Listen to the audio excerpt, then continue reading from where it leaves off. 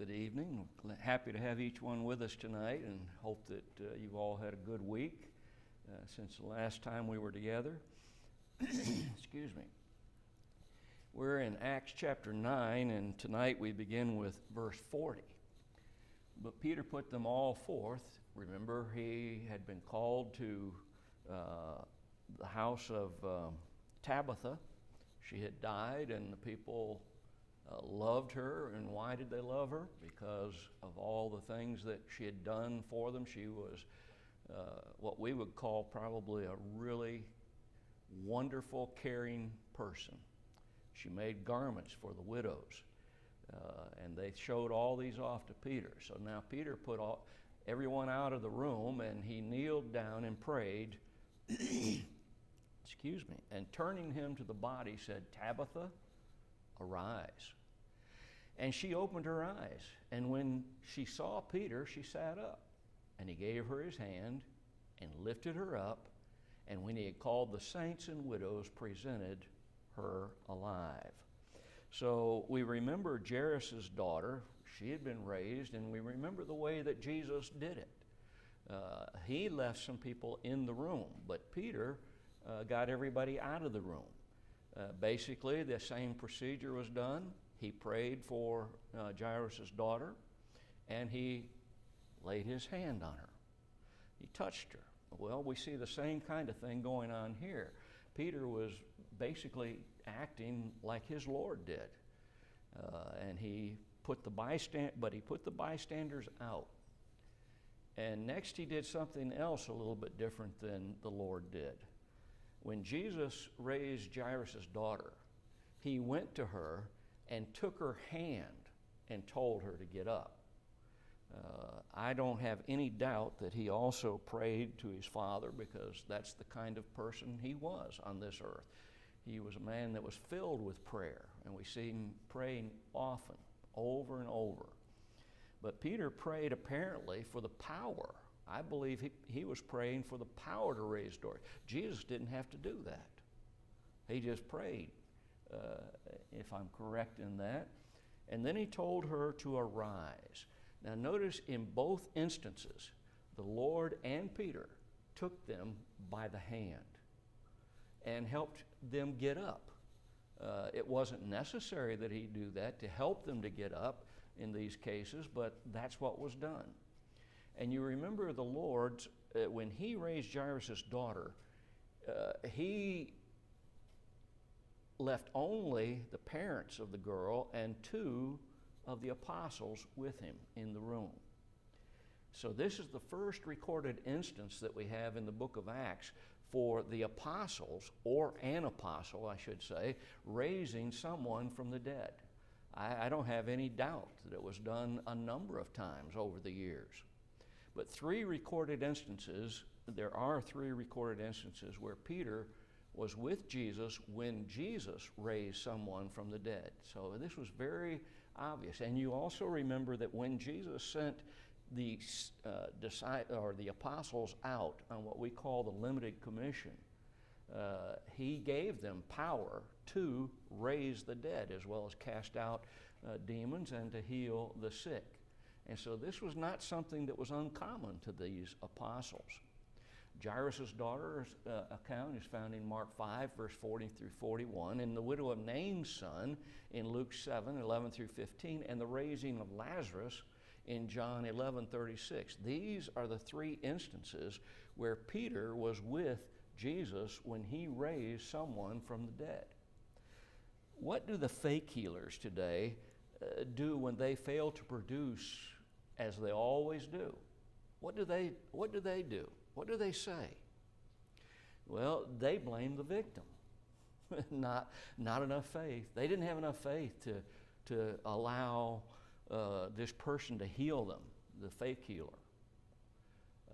That's not seen in the cases where Jesus or the apostles healed someone or raised them from the dead. You think about this. The fake healers say, well, that person just didn't have enough faith. Well, wait a minute. What about these dead bodies? They didn't have any faith at all. They couldn't do anything. They couldn't think about anything. You remember the account of Lazarus and the rich man? And when the rich man, or when Abraham was talking to the rich man, he told him, he said, you know, your brothers back there, they don't know. They don't know what's going on. And he himself did not know what was going on back in the world of the living. He's cut off. He could remember what had happened before he died, but he couldn't remember what took place after he died among the living. And so the fake healers will blame the victim. What about the man that Peter told to get up off of his pallet? That man, he wasn't looking for something to heal him. He didn't expect that at all. What did he expect? What did he think he might get? Money. Alms. So where was his faith? And yet he was raised up, healed, and allowed to go on. So where was the faith of those who died, who were raised from the dead? It doesn't exist. And the fake healers, again, are shown to be phonies. Miracles did not depend upon the one acted upon. They depended on the one who was doing the healing. And God gave them the power. In verse 42 and 43 of our text, and it was known throughout all Joppa. Notice that. It was known. How many people were in the room? Mama, Daddy, or rather Peter. How did they get to know this? I'm getting my two miracles mixed up. And it was known throughout all Joppa, and many believed in the Lord. And it came to pass that he tarried many days in Joppa with one Simon, a tanner. How was it that this was spread all around? Well, number one, you have Tabitha probably saying something, but more importantly, they saw Tabitha. They saw her come out of this room. She had already been dead for one day, and they knew that she'd been dead. And Peter raised her from the dead. She was dead at least one day, maybe more, longer than that. We don't know for sure. The Jews believed in a superstition that if a person was not dead at least 3 days, their soul could come back to them. Now, when we think about that superstition, is it possible that Tabitha had been dead for 3 days, where her soul would not come back to her? We know in the case of Jesus, when he raised Lazarus from the dead, what did he do? When word came to him that he was very sick, that he was probably going to die, what did he do? He tarried for a while. Why did he tarry? Because it would eliminate anyone from saying, well, his soul came back to him because he was dead less than 3 days. Notice how that is all played out. Notice how their superstitions were destroyed. And this was not done just one time. They were destroyed in so many different ways. One would expect the news of Tabitha to travel very rapidly. And because of the miracle itself and the person acted upon, the results are that many believed. That is, they became Christians. I want to issue a caution here. I remember several of the teachers of olden days.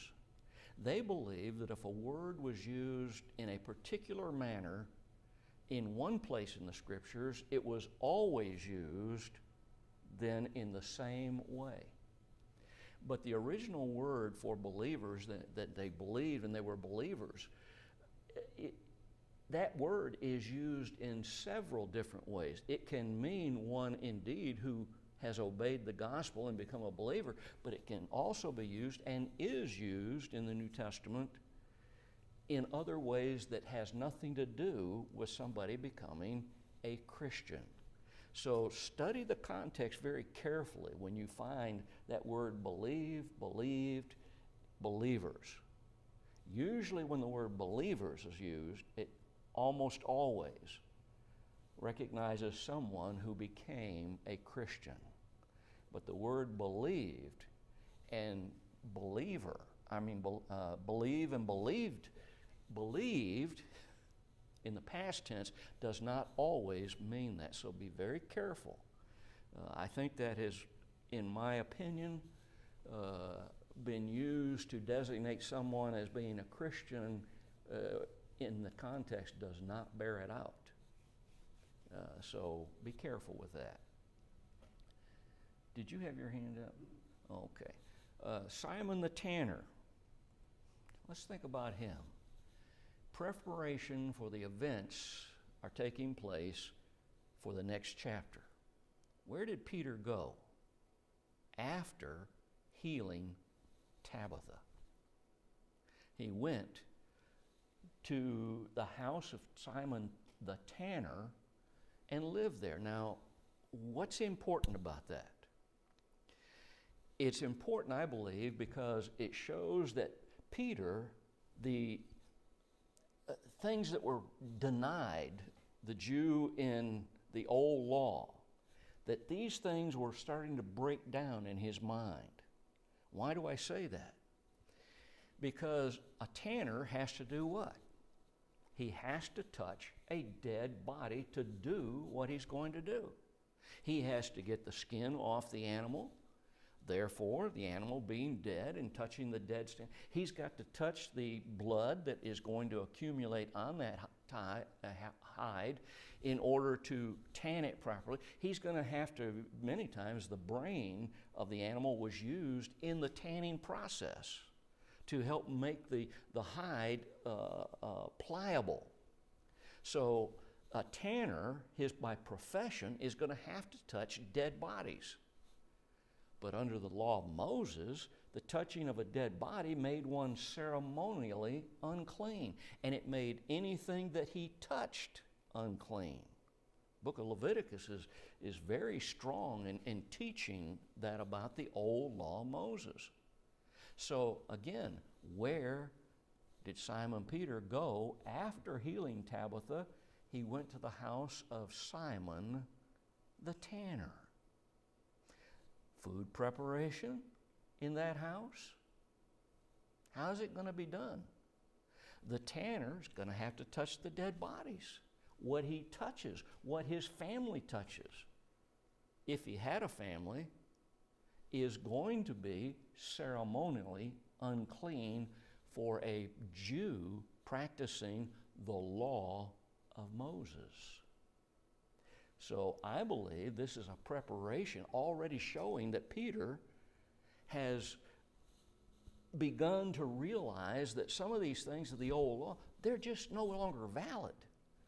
But watch him, he's not totally there yet. What does it say about Peter and his old religion? Well, that's going to bring us to another chapter. So when we think about what's going on with Peter, we need to realize that part of his thinking, he's starting to realize that some of these things of the old law just are no longer valid. And he accepts that with regard to a dead body, but notice what's going to happen next. Oh, don't tell me that.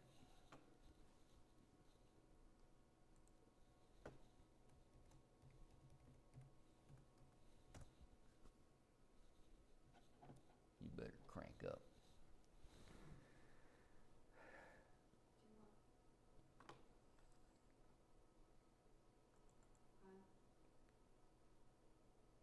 It's almost there. Sorry about that, folks. You can edit that out, can't you? I will. Okay, good.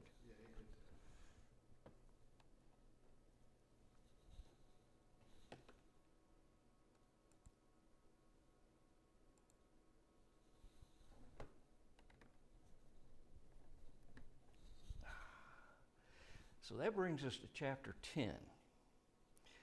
And in verse 1, we see another man introduced to us. There was a certain man in Caesarea called Cornelius. And Cornelius was a centurion of the band called the Italian band. Now, there's a lot there that is quite interesting. I love Roman history, and it can help us in this particular area. So we're introduced to this centurion, leader of 100, whose name was Cornelius. Now, the name Cornelius means a horn, rather. And what it does is suggest powerful or a powerful one. So Cornelius is a powerful man. Now, when you study Roman history, you'll learn that there were centurions of centurions. It's a very unusual thing, and you'll notice also something about one who held that rank. He was usually involved with protecting someone, the emperor. So this was a specialized, it would be what we might call today the Secret Service, or we might refer to it as someone who was a Green Beret or a SEAL in our military. The centurion was over 100 men, and there were 60 centurions to make a legion. A legion was 6,000 men then. So 60 centurions made up a legion, and you have 6,000 men in a legion. And usually a legion was also had attached to it 150 cavalry. So this was a rather large group of people when you think about the legion. Now, the centurion of the Italian band was an elite unit composed of only Italians. If you were born somewhere else and you joined or were forced to be a part of the Roman legions, you could not serve as a member of the Italian band if you were from another country. In our nation, we've had a number of generals serving in our military, even in present times, who had been born outside of the United States but became American citizens and served in our military and rose to the ranks of a general. But in this band, you could not be a part of an elite group, this elite Italian band, if you were born outside of Rome, that is, Italy. You had to be an Italian. So Rome had a procurator at Caesarea, which necessitated a cohort to protect him. And this appears to be Cornelius's job. He was part of this elite band, but he had a cohort to protect this procurator. The cohort consisted of 6 centurions, 600 men, in other words. So this was a very elite group. We would classify it as like our special forces in our military. One big difference, in our special forces, someone could have been born outside of the United States in another country as a citizen of another country, and they can serve in our American special forces as a special ops person, as a special forces member. Most centurions found in the scriptures are always shown in a favorable light. Have you noticed that? And Cornelius is no different. Cornelius is shown in a very favorable light in the scriptures. Now notice the text is introducing us first to a purely Greek convert to Christianity. Cornelius is a purely Greek convert, that is, outside of the nation of Israel. Caesarea, named after Caesar Augustus by Herod the Great. This city was named. You remember Herod was, when he began his reign as king in Israel, He was a good man. He did a lot of really good things. He was extremely brilliant. He built a city in Caesarea. He built a harbor where there was no natural harbor.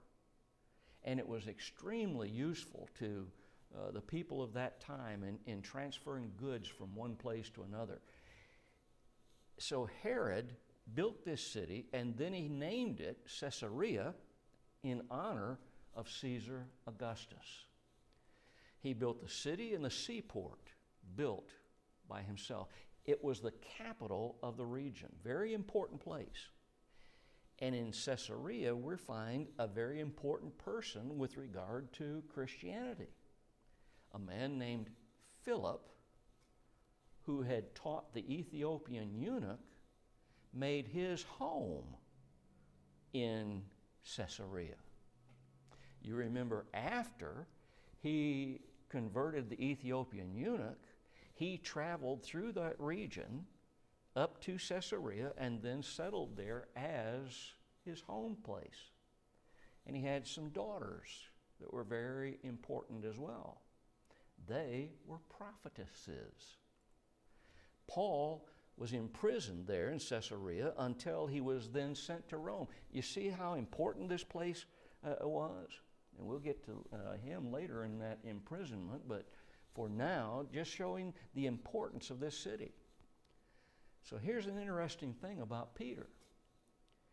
He's introduced the gospel to the Jewish nation in Acts 2, and now he introduces the gospel to Gentiles. Isn't that interesting? Oh, thou art Peter, and upon this rock I will establish my church. He's going to build this church. Who's the initial leader? Peter. But Peter was not the Pope. He never was a pope. Look at verse 2. A devout man, and one that feared God. Cornelius is a devout man. The Holy Spirit says he's a devout man. He's a man who feared God with all of his house, which gave much alms to the people and prayed to God always. Look at the kind of man that Cornelius was, a devout man. This comes from a Greek word that means reverent, pious, godly. Here's a Gentile, a pure Gentile, who was a devout man, a pious man, one who recognized God.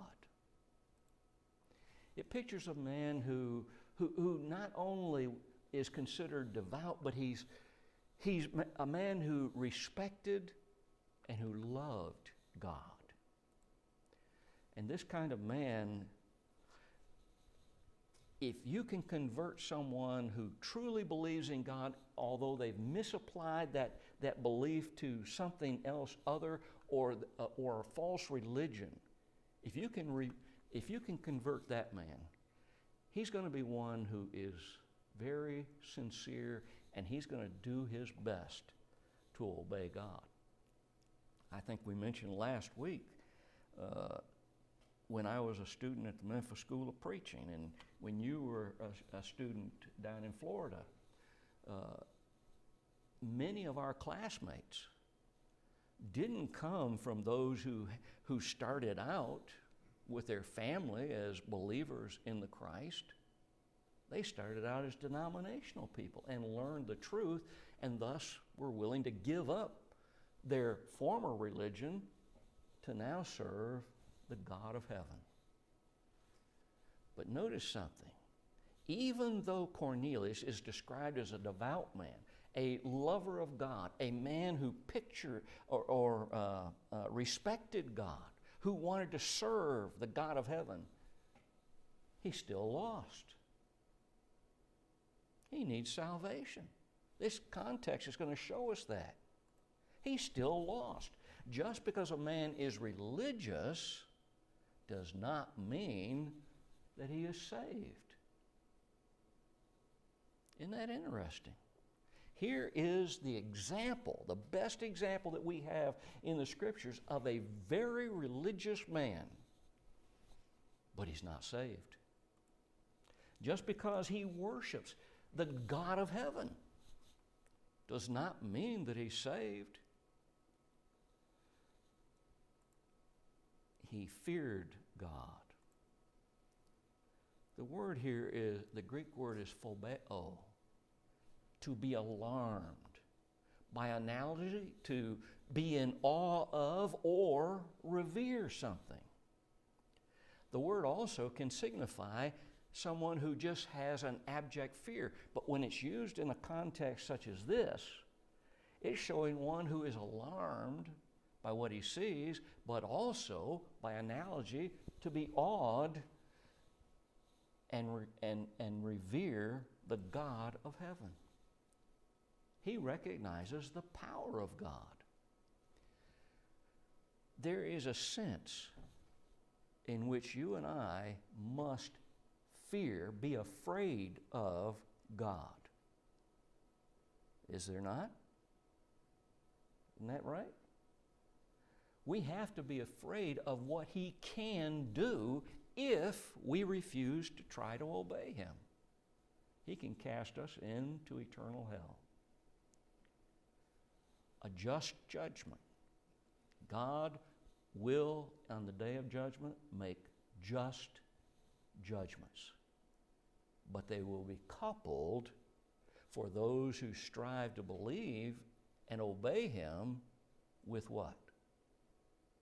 Mercy. There's the big difference. None of us can live a perfect life. The only way that you and I can reach the portals of heaven is through God showing mercy to us, imperfect human beings. When we study and notice a number of characters of the Bible, they express this idea of fear. No doubt this is why God chose Cornelius to be the first pure Gentile to be saved by the gospel that we know about, that's recorded for us. He was a Gentile convert who truly forebeowed God. He feared God with all of his house. Notice that. This man, in his reverence for the God of heaven, had been teaching his household. And we're going to notice members of that household specified as we go on. Here was a man of influence, not just in the Roman army. This was a man of influence among people he met, people he knew, people in his household. A lot of people over the years have looked at that word household and they say, well, that must prove that he had children of a very young age and therefore they became believers and they were Christians. No, that's not true. In the Greek language, one who was part of a household could be a child of that person. It could also be their servants. Now, isn't that interesting? Or even people that were associated with them in a business who lived in their house. Here was a man of influence. Those who were in his household, he had been leading to God. Now, is it possible that this pure Gentile had learned, or how was it possible that this pure Gentile had learned about the God of heaven? There's an answer that's coming up in the text. Notice it says that he gave much alms to the people. Well, what is that all about? It shows his care for the people. You see, not only had he learned to fear God, not only had he learned about God, but he acted like one who truly feared God and who loved God. He cared about the poor. It didn't matter to him who they were. It didn't matter if they were a Gentile or a Jew, which generally speaking, those in the Roman army hated because they were always causing trouble for the Romans. Notice that he prayed to God always, as we would say it today. This comes from a word, depantos, constantly, always, continually. Here was a man who understood what the Apostle Paul would say, pray always. It doesn't mean that 24 hours a day, that's all the person did. But it does show an ability at any time to go into prayer for God because of something that has taken place around the person, or simply just to give praise to God on the spur of the moment. Do we pray like that sometimes? You ever gone down the road and you see this car up ahead and you know what's about to happen?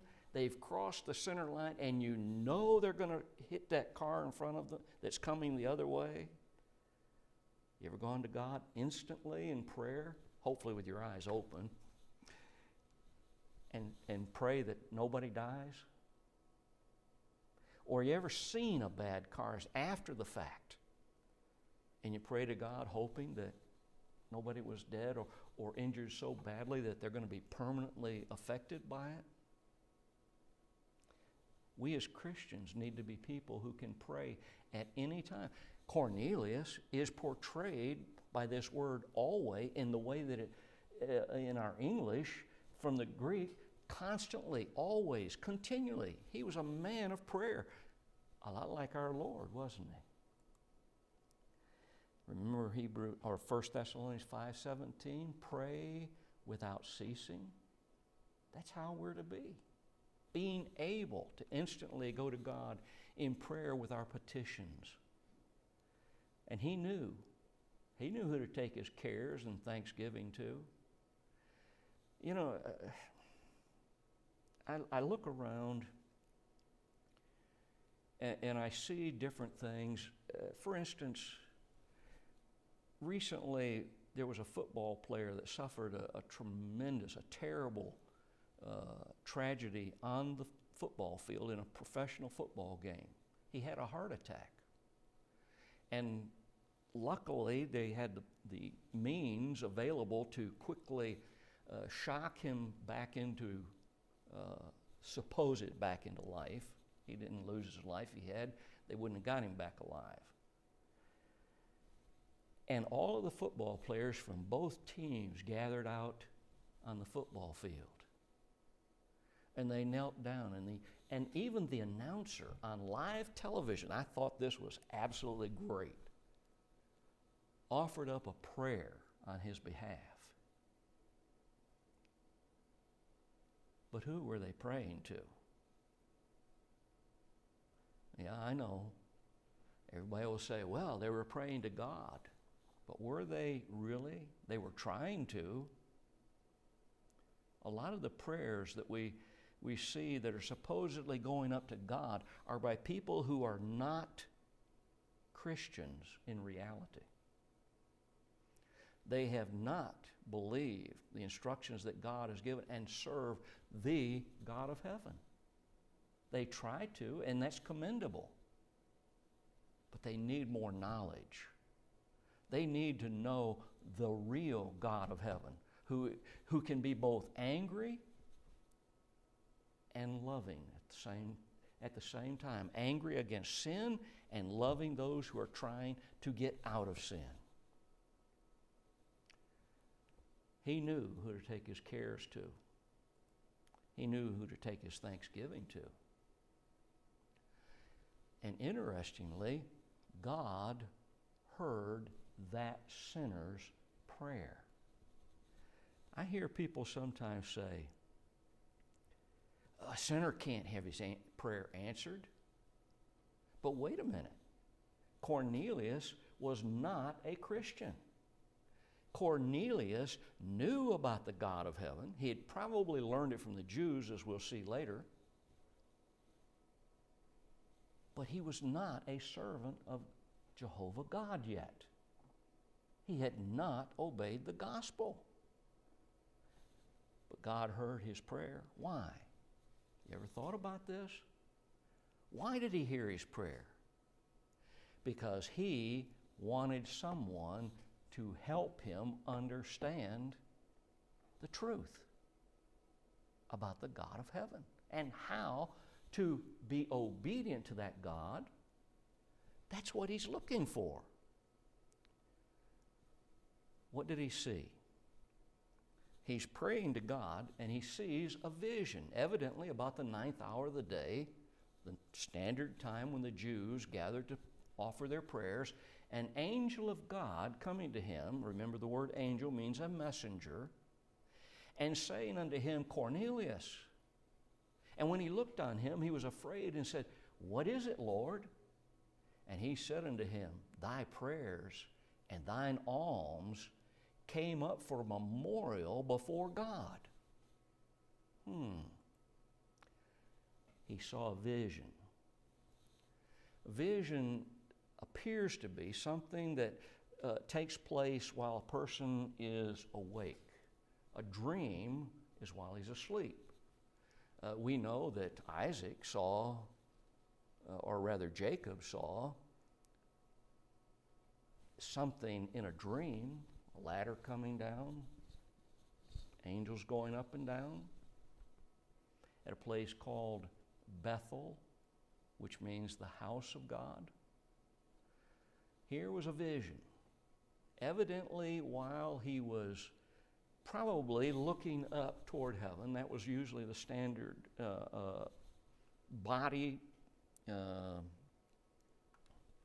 position of people that prayed in those days. Not always, but usually the Jews tended to pray looking up. Maybe he learned that from them. I don't know. But Cornelius looked on him.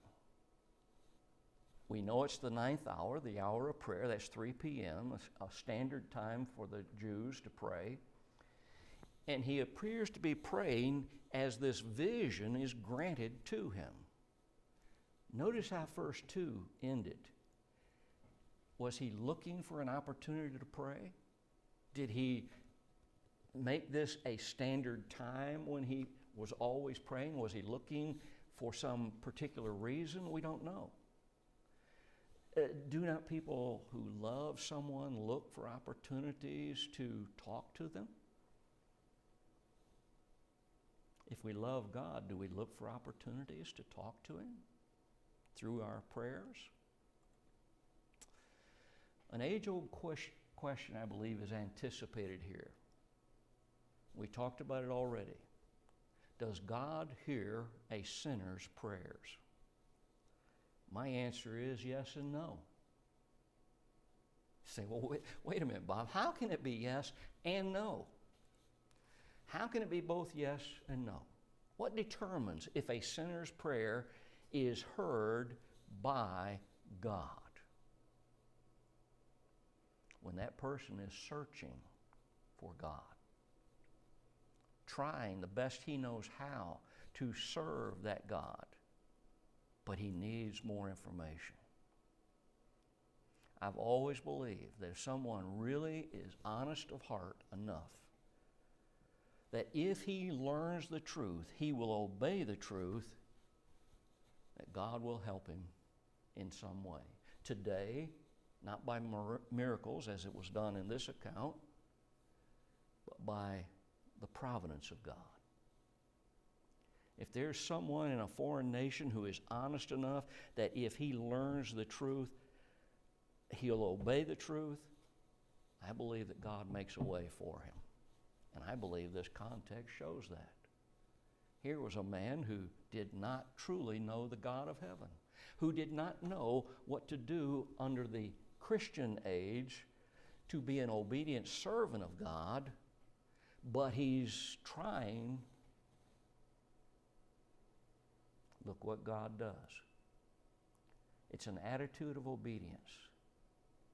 Cornelius was trying to worship God even though he lacked the proper knowledge to worship God as he ought to worship him. But he was trying. I believe God supplied that knowledge to him just as he will to someone today in the same position, so that he can worship God correctly as a child of God. When anyone looks around him and discovers that there must be a God, how can a person do that? How can he look around him and discover that there is a God, and then, because he realizes there is a God, because of what he sees, how can he not look for that God in a way to serve him? Why was this heavenly being sent to Cornelius? Was it to tell him how to be saved? God could have easily done that. He could have easily told this heavenly being, now you tell Cornelius that he's not worshiping correctly, and here's what he needs to do. You be buried in that watery grave of baptism, where all of your sins are going to be washed away, Cornelius. But notice that's not what this messenger told Cornelius. Instead, he's going to direct him to a source of information in order to gain salvation. And notice when he looked on him, he was afraid. There's something about one who is an angel, that is a heavenly being who is a messenger of God, that caused fear and reverence to be exhibited in someone. The word afraid here, excuse me, is the Greek word emphobos. It's not phobos. It's speaking of someone who is afraid of someone or something. What is it, Lord? See what it causes him to do? To recognize that whoever this is, or whatever this is, it is greater than himself. He needs to be subject to this being. The word Lord here is not used to speak of Jesus. It's simply used to recognize someone who is superior to himself. Thy prayers and thine alms are come up for a memorial before God. A memorial is something that usually honors and preserves the memory of something or someone. Two things are mentioned here. Cornelius' prayers were a memorial, as far as God was concerned, about the character of this kind of man, and his gifts to the poor. His prayers and gifts brought honor in the sight of God to Cornelius. And God remembered Cornelius because he was striving to obey him. His character was amazing. It needs to be emphasized here. Again, as honorable as Cornelius was, he was still lost. Many believe that they can simply live a good life and go to heaven. Cornelius was living a good life. Why, he was praying to God, and the only way he knew how, he was giving alms to the poor, gifts to the poor. That's a good man, isn't it? I doubt very seriously that he would have done anything to hurt his neighbors without cause. Therefore, whosoever heareth these sayings of mine and doeth them, I will liken him unto a wise man, which built his house upon a rock. Matthew 7:24. We've got to do what Jesus says in all areas of our life in order to be eternally acceptable to God. We're going to come back and begin next week with Acts 10, verse 5, and watch the development of this man Cornelius. And watch how God deals with him and what God does for Cornelius. He will not do the same thing for us in the miraculous sense today, but He will take care of us and provide information for us, and those who will provide information to us that we need in order to become faithful servants of the God of heaven.